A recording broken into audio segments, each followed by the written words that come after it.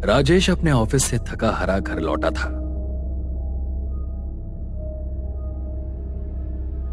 आते ही वो सोफे पर बैठ जाता है। यार आज तो बहुत सरदर्द हो रहा है। देखा सुनीता, आज तुम घर पर नहीं हो तो मेरी क्या हालत हो गई है। अब पता चला तुम मेरी जिंदगी में इतनी जरूरी क्यों हो। राजेश किचन में गया और अपने लिए कॉफी बनाई और बाहर हॉल में आया। टीवी ऑन करके वो कॉफी पीते पीते न्यूज देखने लगा। तभी राजेश के मोबाइल पर कॉल आता है। कमला चाची का कॉल। लगता है सुनीता ठीक से गांव पहुंच गई है। नमस्कार चाची जी, कैसी हैं आप? सुनीता ठीक से गांव पहुंच गई ना? बेटा, सुनीता तो आ गई है पर मुझे कुछ ठीक नहीं लग रहा है। सुनीता कुछ अजीब सा बर्ताव कर रही है। अजीब मतलब? क्या हुआ है सुनीता को? चाची जी ने कॉल पर राजेश को सारी बात बताई। राजेश सारी बात सुनकर दंग रह गया। उसने अगली सुबह गांव की बस पकड़ी और गांव के लिए निकल पड़ा। राजेश और सुनीता पति पत्नी थे। राजेश जिस ऑफिस में काम करता था, सुनीता भी वहीं काम करती थी। काम के बहाने उन दोनों में पहचान बढ़ी और दोस्ती हो गई। फिर दोस्ती प्यार में बदल गई और फिर बिना वक्त गंवाए राजेश ने सुनीता को शादी के लिए प्रपोज किया और सुनीता ने भी हाँ कर दी। सुनीता एक अनाथ लड़की थी। सुनीता जब 2 साल की थी तभी उसके माता पिता गुजर गए थे। तब से सुनीता को उसकी चाची ने संभाला था। बड़ी होने के बाद सुनीता ने जॉब करने की सोची, इसलिए वो मुंबई आ गई थी। कमला चाची ही सुनीता की सब कुछ थी। राजेश, बहुत दिन हो गए मैं चाची से नहीं मिली। सोच रही हूँ कुछ दिन गांव जाकर आऊं। मुझे भी अच्छा लगेगा और चाची को भी। या फिर हम दोनों चलते हैं? मुझे अच्छा लगता, लेकिन मुझे ऑफिस से छुट्टी नहीं मिलेगी। अगली बार हम दोनों साथ में जरूर आएंगे। अभी तुम चाची से मिलकर आ जाओ। राजेश ने शाम की बस में सुनीता को बिठा दिया। बस अपने सफर पर निकल पड़ी। थोड़ी देर आगे जाने के बाद गाड़ी का टायर पंक्चर हो गया। गाड़ी का ड्राइवर और कंडक्टर गाड़ी से उतरे और गाड़ी के पहिए को बदलने की कोशिश करने लगे। खिड़की के पास बैठी सुनीता रात के अंधेरे में चमकते हुए जुगनू को देख रही थी। तभी उसे ऐसा लगा जैसे झाड़ियों के पीछे कोई हलचल हो रही हो। सुनीता गाड़ी से उतरी और उन झाड़ियों के पास जाने लगी। थोड़ी देर बाद सुनीता वापस बस की ओर लौटी, लेकिन उसका हुलिया और बर्ताव बदल चुका था। उसकी साड़ी बिखरी हुई थी, बाल भी बिखरे हुए थे, शरीर पर कुछ जगह घाव भी थे। ऐसी हालत में वो बस में बैठी। बहन जी, क्या हुआ? आपकी ऐसी हालत कैसे हो गई? थोड़ी देर पहले ही तो आप ठीक ठाक थी। सुनीता ने कंडक्टर की बात का कोई जवाब नहीं दिया और शांत रही। कुछ देर के बाद सुनीता का गांव आ गया। वो गाड़ी से उतरी और अपने घर की तरफ चली गई। घर पर कमला चाची सुनीता की राह देख रही थी। अरे, आ गई तुम सुनीता। कैसी हो? बड़े दिनों के बाद चाची की याद आई। और ये क्या हुआ है तुम्हें? तुम्हारी ऐसी हालत किसने की? क्या हुआ बेटा? कुछ तो बोलो। सुनीता के मुंह से एक शब्द बाहर नहीं निकला। सुनीता की ऐसी हालत देखकर कमला चाची भी चौंक गई। सुनीता बिना कुछ कहे घर के अंदर गई और अपने कमरे में चली गई। कमला चाची को ये बात बहुत अजीब लगी। फिर उन्होंने सोचा कि शायद सफर में थक गई होगी, इसीलिए शायद वो बात नहीं कर रही। थोड़ी देर बाद कमला चाची सुनीता के लिए जब खाने की थाली लेकर उसके कमरे में गईं। सुनीता बेटा, दरवाजा खोलो। देखो मैं तुम्हारे लिए खाना लेकर आई हूँ। अंदर से सुनीता मर्दानी और डरावनी आवाज में, मुझे खाना नहीं चाहिए, जाओ यहाँ से। सुनीता की आवाज सुनकर कमला चाची के पैरों तले जमीन खिसक गई। उनके हाथ पैर कांपने लगे। वो इतना तो समझ गई थी कि जो कुछ भी हो रहा है वो सही नहीं है। वो जल्दी से नीचे चली गई और राजेश को कॉल किया। अगले दिन शाम को राजेश भी गांव पहुंच गया था। वो चाची के साथ सुनीता के कमरे के पास गया और सुनीता को आवाज देने लगा, सुनीता, सुनीता, दरवाजा खोलो, देखो मैं आया हूं। सुनीता ने कोई जवाब नहीं दिया। राजेश ने दरवाजा तोड़ने की कोशिश की और दरवाजा टूट गया। अंदर का भयानक नजारा देखकर राजेश के रोंगटे खड़े हो गए। सुनीता अपने पैरों की उंगलियों पर खड़ी थी। उसके बदन पर साड़ी भी नहीं थी। उसके शरीर पर कई घाव थे। शरीर सूख सा गया था। और उसकी आवाज भी मर्दानी हो गई थी। क्यों आए हो तुम यहाँ? चले जाओ यहाँ से, नहीं तो मैं सबको मार दूंगी। जाओ। ये क्या हो गया है सुनीता तुम्हें? तुम ऐसे क्यों बात कर रही हो? सुनीता ने राजेश और कमला चाची की ओर गुस्से से देखा और राजेश को हवा में उछाल कर कमरे से बाहर फेंक दिया। कमला चाची दौड़ती हुई राजेश के पास आई। तभी सुनीता के कमरे का दरवाजा अपने आप बंद हो गया। राजेश बेटा, तुम ठीक तो हो ना? मैं तो ठीक हूँ चाची, लेकिन सुनीता को हुआ क्या है? वो ऐसा बर्ताव क्यों कर रही है? मुझे तो जब सुनीता घर आई थी तभी शक हुआ था, लेकिन मैंने ज्यादा ध्यान नहीं दिया। लेकिन अब मुझे लगता है जो मैं सोच रही हूँ वही सही है। राजेश बेटा, मुझे लगता है सुनीता पर किसी बुरी आत्मा का साया है। मतलब आप कहना क्या चाहती हैं? राजेश ये सुनकर हैरान रह गया। उसे समझ नहीं आ रहा था कि वो क्या करे। अब मैं क्या करूं चाची जी? कमला चाची ने राजेश को एक सुझाव दिया। कमला चाची ने कहा कि गांव की पहाड़ी पर एक तांत्रिक रहता है। अगर वो उस तांत्रिक से मदद मांगे तो शायद तांत्रिक उसकी कोई मदद कर पाए। राजेश बिना वक्त गंवाए पहाड़ी की ओर निकल पड़ा। कुछ घंटे बीत जाने के बाद आखिरकार उसे वो तांत्रिक मिल गया। राजेश तांत्रिक के पास गया। तांत्रिक अपनी तपस्या में लीन था। बाबा, बाबा, मेरी पत्नी को बचा लीजिए बाबा, मेरी मदद कीजिए। क्या हुआ लड़के, क्या समस्या है? राजेश ने सारी बात तांत्रिक बाबा को बताई। तांत्रिक बाबा उसके साथ चाची के घर गए। उन्होंने दरवाजा खोलने की कोशिश की, मगर दरवाजा अंदर से बंद था। तांत्रिक बाबा ने अपने कमंडल से पानी हाथ में लिया और दरवाजे पर फेंका। दरवाजा अपने आप खुल गया। साथ ही अंदर से सुनीता की जोर से चीखने की आवाज भी आई। तांत्रिक बाबा, चाची और राजेश अंदर गए। क्यों आए हो यहाँ? तुम्हारी हिम्मत कैसे हुई यहाँ आने की? कौन हो तुम? छोड़ दो मेरी सुनीता को। तुम्हारी नहीं, अब ये मेरी सुनीता है। सुनीता ने अपनी शक्ति से राजेश को हवा में उठाया और जमीन पर पटक दिया। वो जैसे ही तांत्रिक बाबा की तरफ मुड़ी, तांत्रिक बाबा ने अपने कमंडल का पानी सुनीता के ऊपर फेंका, जिससे सुनीता की शक्तियां कम होने लगी और वो कमजोर होकर जमीन पर गिर पड़ी। तांत्रिक बाबा उसके पास गए और उसके सिर पर हाथ रखकर कुछ मंत्र पढ़ने लगे। फिर उन्हें अतीत में घटी सारी घटनाएं दिखने लगी और उन्हें सारी बात समझ में आ गई। राजेश, सुनीता जब गांव आ रही थी तो बीच में गाड़ी खराब हो गई थी। सुनीता गाड़ी से उतरी और जंगल की ओर गई। उसी समय उसे खबिस ने अपने वश में कर लिया था। खबिस? ये खबिस क्या होता है? तांत्रिक बाबा ने बताया कि खबिस अलग अलग प्रकार के होते हैं। कुछ खबिस लोगों की इच्छा पूरी करते हैं और उसके बदले में वो जो मांगते हैं वो देना पड़ता है, और कुछ खबिस अपनी इच्छा से अपना शिकार ढूंढते हैं और उनके वक्त और जगह पर अगर कोई उन्हें मिल जाए तो वो उसे पकड़कर अपनी शारीरिक जरूरतों को पूरा करते हैं, और ऐसे खबिस को कोई काबू नहीं कर सकता या उन्हें मार नहीं सकता। उन्हें केवल मुक्त किया जा सकता है। तो इस खबिस को मुक्त कर दीजिए ना बाबा, और मेरी सुनीता को बचा लीजिए। अब यह संभव नहीं है राजेश। लेकिन क्यों? ये खबिस सुनीता के साथ पहले ही संबंध बना चुका है और सुनीता का शरीर पूरी तरह से उसके कब्जे में है। अगर मैंने खबिस को मारने की कोशिश की तो सुनीता भी मर जाएगी। ये सुनकर राजेश के पैरों तले जमीन खिसक गई। नहीं नहीं, मैं अपनी सुनीता को खोना नहीं चाहता। देखो राजेश, इस खबिस को मारने का यही एक तरीका है।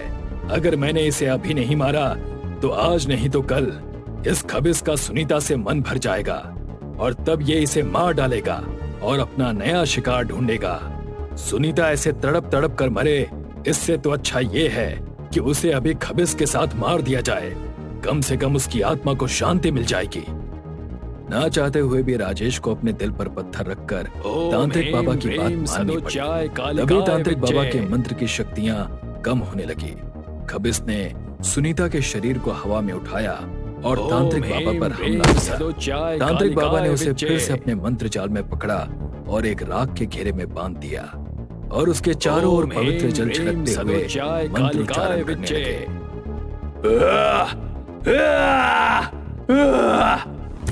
कुछ ही पल में सुनीता के चारों ओर आग लग गई और उस आग में खबिस के साथ साथ सुनीता भी जलने लगी। राजेश जोर जोर से रोने लगा। मुझे माफ कर दो सुनीता, मैं तुम्हें बचा नहीं पाया, मुझे माफ कर दो। कुछ देर के बाद सब कुछ शांत हो गया। खबिस को भले ही उसकी इच्छा के विरुद्ध मुक्त किया गया हो, लेकिन वो अपनी हवस से कभी मुक्त नहीं होता। गुरु, अब हमें अमीर बनने से कोई नहीं रोक सकता। बस हमें अब राजा मान सिंह के वंश को ढूंढना है। ऐसा बोलकर मनोज और रघु वहाँ से वृद्ध आश्रम की ओर निकल गए। उन्होंने अपना काम खत्म किया और शाम को वापस घर को निकले। मनोज, पर तेरे सपने से हमें राजा के वंश का पता कैसे चलेगा?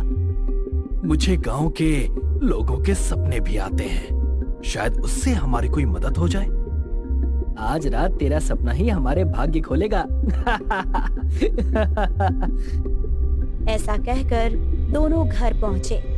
रात हो चुकी थी। मनोज और रघु दोनों काफी थक चुके थे, लेकिन खजाने की लालच ने उनकी आंखें खोल रखी थी। मुझे नींद नहीं आ रही है भाई। एक काम कर, ये नींद की गोली खा और सो जा। ठीक है। मनोज ने नींद की गोली खाई और उसको नींद आ गई। मनोज एक लंबे रास्ते पर चल रहा था। रास्ते के आसपास हीरे, मोती और सोना बिछा हुआ था। रास्ते के अंत में एक छोटी सी झोपड़ी थी। इतना सारा सोना, और उस झोपड़ी में कौन होगा? चलो देखता हूँ। मनोज ने जैसे ही झोपड़ी का दरवाजा खोला तो उसके अंदर एक काफी गरीब सा दिखने वाला आदमी था। बड़ी दाढ़ी, फटे पुराने कपड़े और हर जगह बिखरी हुई दारू। अरे भैया, कौन हो तुम? मैं राजा हूँ मूर्ख, इस राज्य का राजा। मदिरा लाओ मेरे लिए दास, जाओ। मैं? अचानक से जमीन हिलने लगी और मनोज घबरा गया। ये क्या हो रहा है? बचाओ, बचाओ! वो झोपड़ी गिरने लगी और उसकी पूरी छत मनोज पर आ गिरी।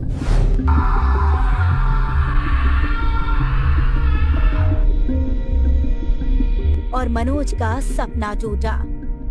अरे भाई, क्या हो गया? चिल्ला क्यों रहा है? कोई बुरा सपना देख लिया क्या खजाने की जगह? हाँ भाई, बहुत अजीब और डरावना था सपना। एक बूढ़े आदमी और उस झोपड़ी का। कहीं वही तो वारिस नहीं है? अरे हाँ, हो सकता है। लेकिन इस झोपड़ी का पता कैसे लगाएंगे? मुझे याद है, उस रास्ते के बगल में एक बड़ा कृष्ण जी का मंदिर था। ऐसा मंदिर तो बस भानगढ़ के पास पिंडारा गांव में है। दोनों पिंडारा गांव की ओर निकल गए। भाई, मुझे ऐसा क्यों लग रहा है कि यहाँ मैं पहले आ चुका हूँ। लगता है सफर की थकान तेरे सर पर चढ़ गई है।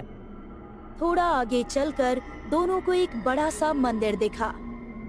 यही है वो मंदिर, वो रास्ता भी यहीं कहीं होगा। उस मंदिर के पास पहुंचते ही मनोज को वो रास्ता दिखा। ये तो वही रास्ता है जो मैंने सपने में देखा था, और वो रही झोपड़ी। दोनों उस झोपड़ी के बाहर जा पहुंचे। मनोज ने झोपड़ी का दरवाजा खोला।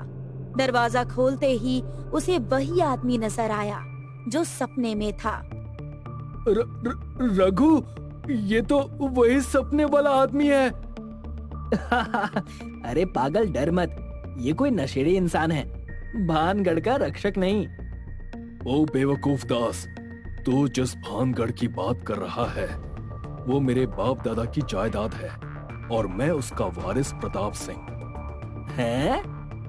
इस गुस्ताखी के लिए मैं तुम्हारा सर धड़ से अलग करवा दूंगा। अरे ये नशे में है भाई, तू चुप करना, मैं संभालता हूँ इसे। गुस्ताखी माफ महाराज, इसकी बात का बुरा मत मानिए, हम आपके फायदे का प्रस्ताव लेकर आए हैं। बताओ फिर, क्या है प्रस्ताव? महाराज, आपका सारा खजाना भानगढ़ के पुराने किले में बंद है, उसे बस आप ही ला सकते हैं। मेरा खजाना, वो मैं खुद ला सकता हूँ। जी महाराज, लेकिन इतना सारा खजाना आप अकेले कैसे लाएंगे? इसीलिए उसमें हम आपकी मदद करेंगे। बदले में आप बस हमें एक छोटा हिस्सा दे दीजिएगा। ठीक है, हमें मंजूर है। ये कहकर तीनों वहाँ से भानगढ़ की तरफ निकल गए। नशे में धुत प्रताप आगे आगे चल रहा था और ये दोनों उसके पीछे। अबे ये क्या बोल रहा है तू उससे? हमें तो सारा खजाना चाहिए था ना। जैसे ही हमें इसकी मदद से सारा खजाना मिल जाएगा, हम इस गधे को मार देंगे। चलते चलते वो लोग भानगढ़ पहुँचे।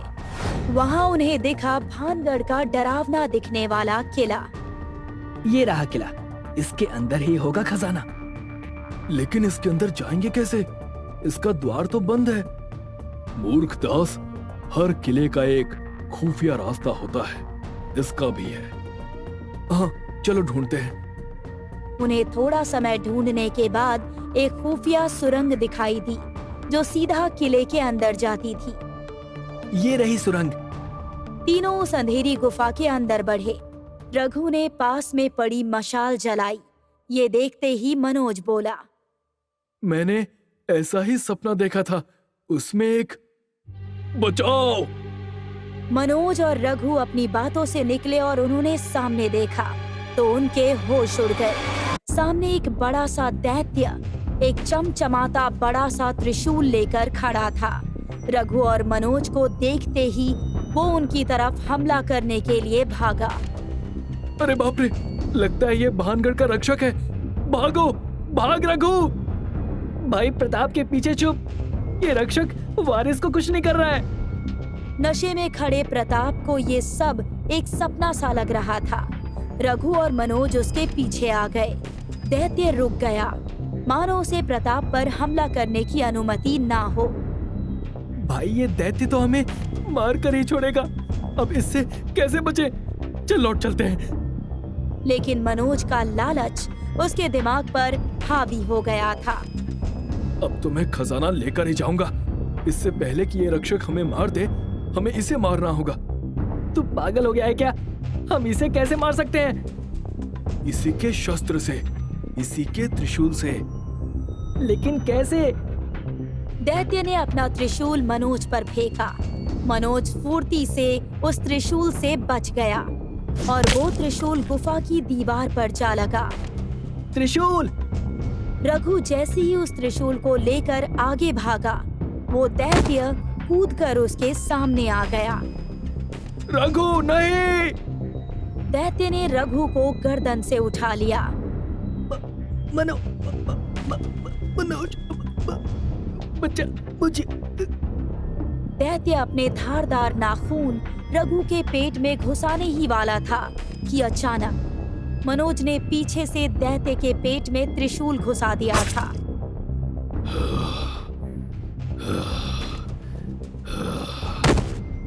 और वो दैत्य वहीं पर ढेर हो गया। उस दैत्य की चीख से गुफा की छत कांपने लगी और उसका बाहर निकलने का रास्ता बंद हो गया। वाह मनोज, तूने भानगढ़ के रक्षक से मेरी रक्षा की। मौत के मुंह से वापस आकर भी तुझे मजाक सूझ रहा है। वैसे ये त्रिशूल काफी कीमती लगता है, इसे लेके चलता हूँ। तेरा लालच तो कभी खत्म ही नहीं होगा। दास, चलो, अब तक खजाना मिला नहीं है मेरा।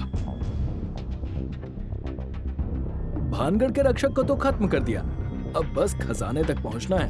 वैसे रक्षक तो मर गया है, तो अब इसका क्या काम?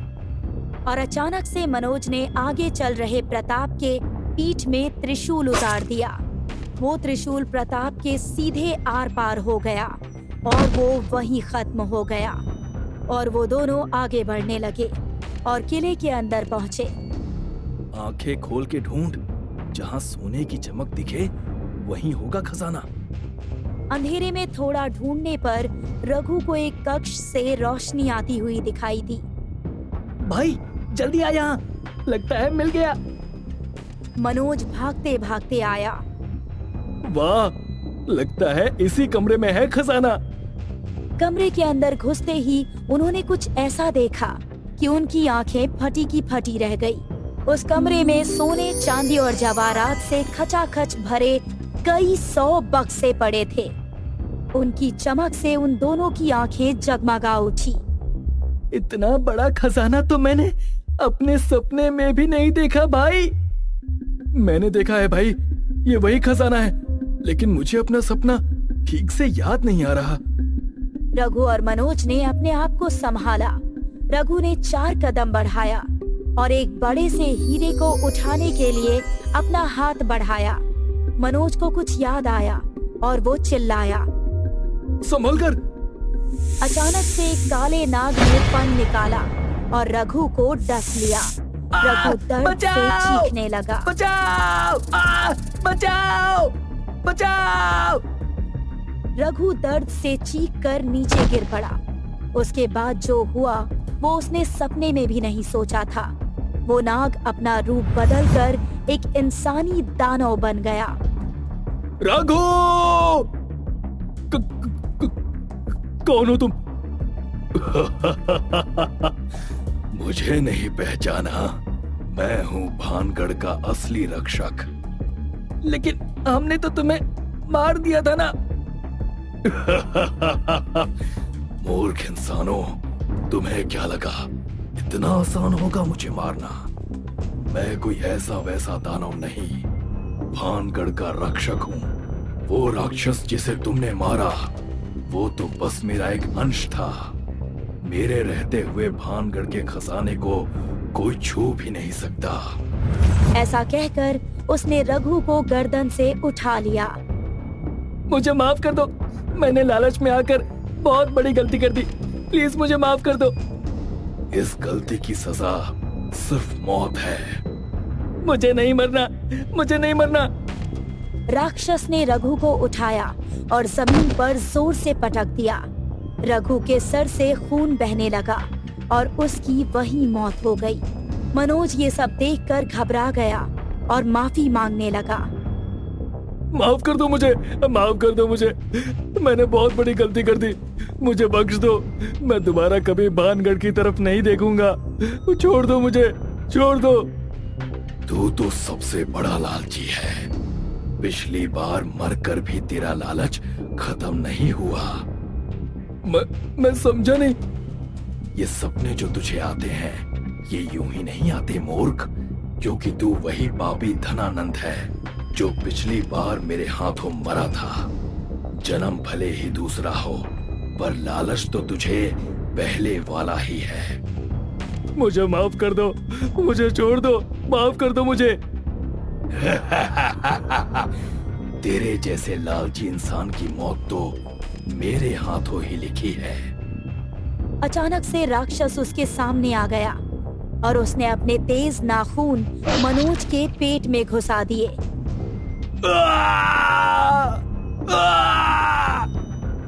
मनोज की अतड़ियां बाहर आ गई थी। तूने कहा था ना कि तू कभी भानगढ़ की तरफ मुड़कर नहीं देखेगा। तेरी ये इच्छा भी मैं पूरी कर देता हूँ।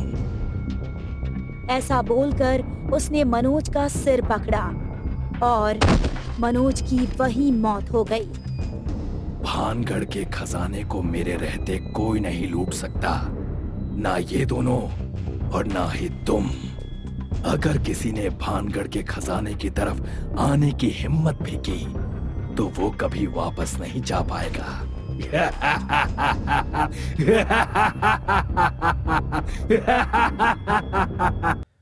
मेघा बहुत दिनों के बाद अपनी सहेली से मिलने के लिए गांव जा रही थी। उसकी ट्रेन बहुत रात को गांव के स्टेशन पर पहुंची। वो ट्रेन से उतरी और आसपास रिक्शा या टैक्सी ढूंढने लगी। स्टेशन बिल्कुल सुनसान था। मेघा को दूर दूर तक कोई भी इंसान नजर नहीं आ रहा था। वो थोड़ी बेचैन हो गई। बहुत ढूंढने पर उसे एक रिक्शा नजर आया जिसके अंदर उसका ड्राइवर सो रहा था। मेघा उस रिक्शा वाले के पास गई।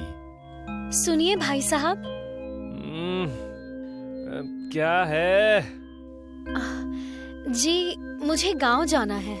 ड्राइवर ने आंख खोलकर मेघा की तरफ देखा और एकदम से डरकर चिल्लाने लगा। चुड़ैल! चुड़ैल! चुड़ैल! चुड़ैल, मुझे जाने दो, मैंने कुछ नहीं किया। चिल्लाते चिल्लाते मेघा से दूर जाने लगा। ये आप क्या कह रहे हो? आप डरिए मत, मैं कोई चुड़ैल नहीं हूँ। रुकिए। ड्राइवर शांत होके धीरे धीरे मेघा के पास आने लगा। आप चुड़ैल नहीं है तो कौन है आप? मैं शहर से आई हूँ। इस गांव में मेरी सहेली रहती है। क्या आप मुझे गांव तक छोड़ सकते हैं? अगर मैंने आपको गांव तक छोड़ा तो वो चुड़ैल मुझे नहीं छोड़ेगी। चुड़ैल? कौन सी चुड़ैल? लाल साड़ी वाली चुड़ैल। आप फिक्र मत कीजिए, मैं आपके साथ हूँ। चलिए आप साथ है तभी तो डर लग रहा है। आपने लाल रंग पहना है जो चुड़ैल को बिल्कुल पसंद नहीं। गांव में अगर कोई भी लाल रंग के कपड़े पहनता है तो चुड़ैल उसके शरीर को 2 टुकड़ों में फाड़ कर जमीन में गाड़ देती है। ये सब सुन के मेघा थोड़ी डर गई, पर फिर अपने आप को संभालते हुए कहा, देखिए, बात को समझिए। इतनी रात को मैं चल के नहीं जा सकती और यहाँ दूसरी रिक्शा भी नहीं है। चाहे तो ज्यादा पैसे ले लीजिए, पर प्लीज यहाँ से चलिए। अब ठीक है, पर मैं आपको गांव के बाहर एक मंदिर है वहीं छोड़ूंगा। आगे आपको खुद जाना होगा। ठीक है, चलिए। मेघा नाखुशी से मान गई और दोनों गांव की तरफ निकल पड़े। कुछ ही देर में वो मंदिर के पास पहुंचे। मेघा ने ड्राइवर को पैसे दिए और ड्राइवर मंदिर में हाथ जोड़कर वहां से निकल गया। मेघा अकेली रह गई। उसे गांव नजर आ रहा था, पर चुड़ैल की कहानी सुनकर वो थोड़ी सी डरी हुई थी, पर हिम्मत करके वो गांव की तरफ बढ़ने लगी। मेघा सड़क पर चल रही थी।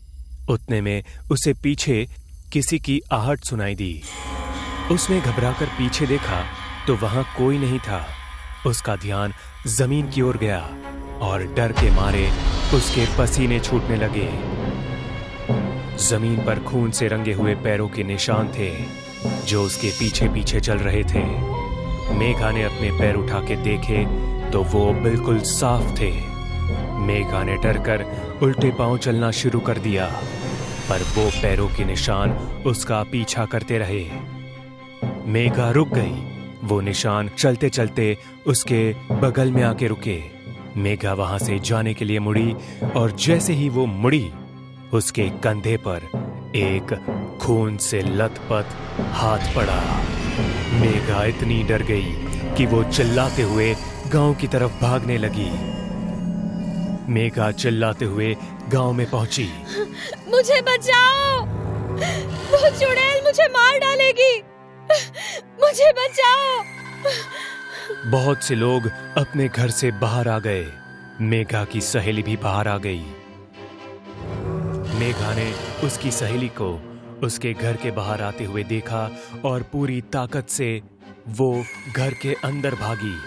उसकी सहेली भी उसके पीछे भागती हुई अंदर गई। तू लाल रंग पहन के क्यों आई है गांव में? गलती मेरी ही है, तुझे बुलाना ही नहीं चाहिए था। एक काम कर, तू भाग जा गांव से, वरना ये चुड़ैल तुझे नहीं छोड़ेगी। मेरे पति की तरह तुझे भी मार डालेगी। वो दोनों घर में बात कर रहे थे, तभी चुड़ैल का खून से लथपथ एक हाथ दरवाजा तोड़कर अंदर आया और मेघा को घसीटकर बाहर ले जाने लगा। चुड़ैल के हाथ ने मेघा को घसीटकर घर के बाहर फेंक दिया। उसे कुछ समझ नहीं आ रहा था कि हो क्या रहा है। गांव वाले मेघा को देखने के लिए उसके पास जाने लगे। मेघा के ऊपर लाल रोशनी में लाल साड़ी वाली चुड़ैल देखने लगी। गांव वाले रुक गए और अपने घरों की तरफ भागने लगे।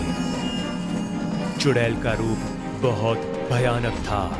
पूरी साड़ी खून में लथपथ होने के कारण वो खून की बूंदें मेघा के शरीर पर गिर रही थी। मेघा का चेहरा खून से लाल हो गया था। मैंने तुमसे कितनी बार कहा है कि इस गांव में कोई भी लाल रंग के कपड़े पहनकर नहीं आना चाहिए, पर तुम लोग मेरी बात नहीं मानते। अब ये लड़की जान से जाएगी।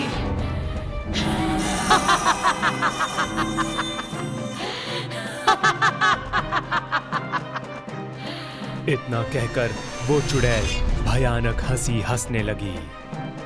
चुड़ैल को देखकर मेघा भागने लगी। मेघा को भागता देख चुड़ैल ने अपने हाथ लंबे किए और उसको हवा में उठा लिया। चुड़ैल ने मेघा को अपने सर के ऊपर उठाया और उसके शरीर को बीच में से फाड़ने लगी। जैसे जैसे मेघा के शरीर के 2 टुकड़े हो रहे थे, वैसे वैसे मेघा का गर्म खून चुड़ैल के सिर पर से पूरे शरीर पर फैलने लगा। उस खून की वजह से चुड़ैल की साड़ी और भी लाल होने लगी। शरीर के फटते वक्त मेघा इतने जोरों से चीख रही थी कि उसकी चीखों की वजह से पूरा गांव थरथरा उठा था।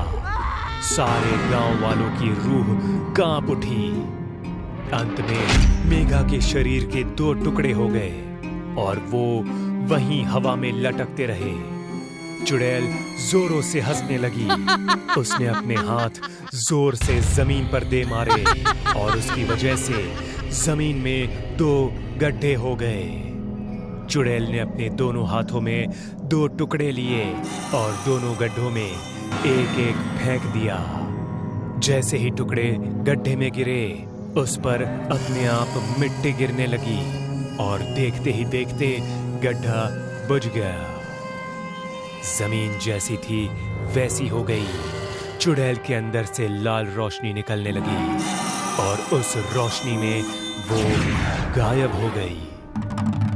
चुड़ैल के जाते ही मेघा की सहेली उस गड्ढे वाली जगह पर आई और रोने लगी। धीरे धीरे सारे गांव वाले इकट्ठा होने लगे।